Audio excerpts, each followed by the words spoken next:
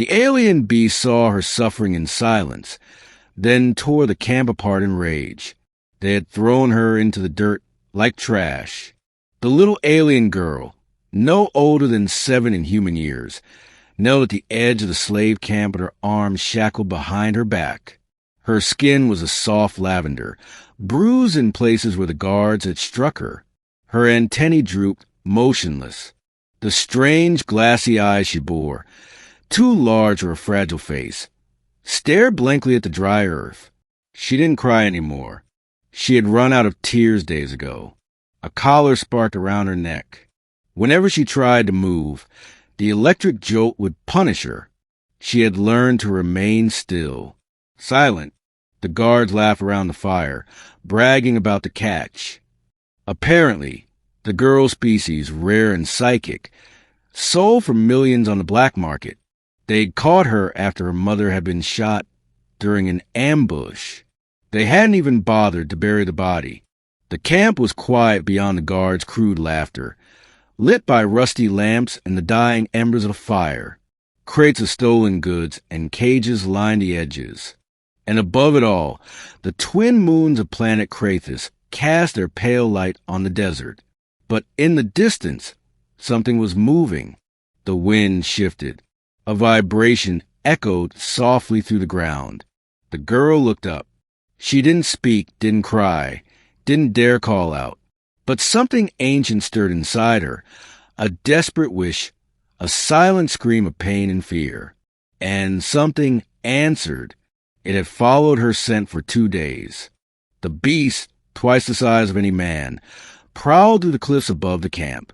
Its hide shimmered between deep violet and black, camouflaged against the rocks. Its eyes glowed a soft blue, like the stars that had once flown beneath. Its nostrils flared. It had been bound to her mother by ancient rites of guardianship, a bond deeper than blood. And when her mother died, the link passed to the child. She called out in silence, and the beast had heard. It had torn through mountains to get here.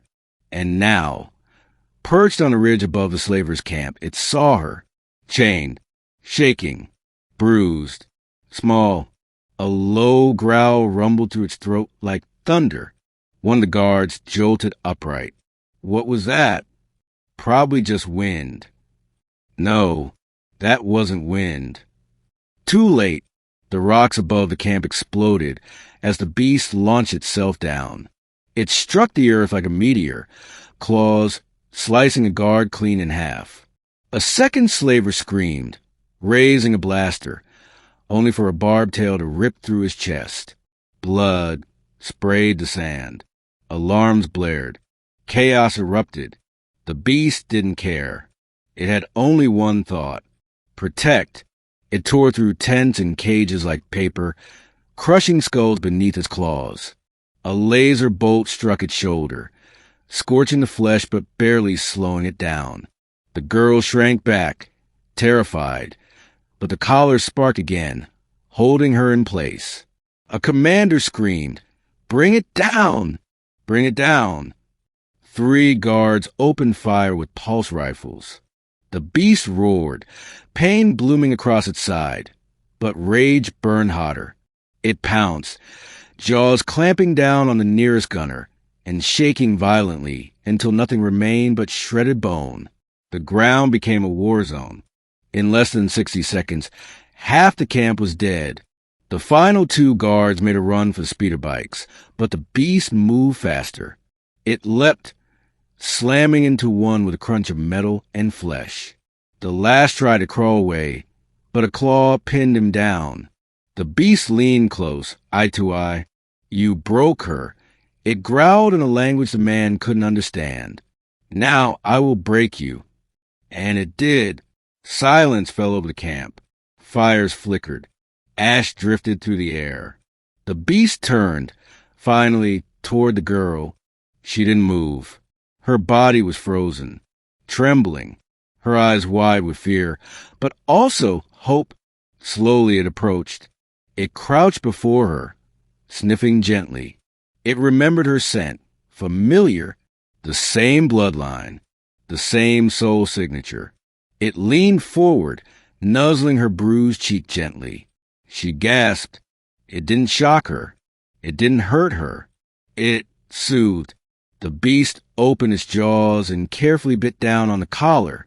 With a sharp twist, it shattered the restraint. The girl flinched, but then blinked in surprise as the pain vanished. The humming had stopped. Her wrists were still bound behind her, but she could move.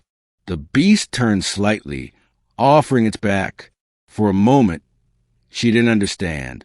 Then it looked back at her and made a low, coaxing rumble, a sound her mother once used to sing.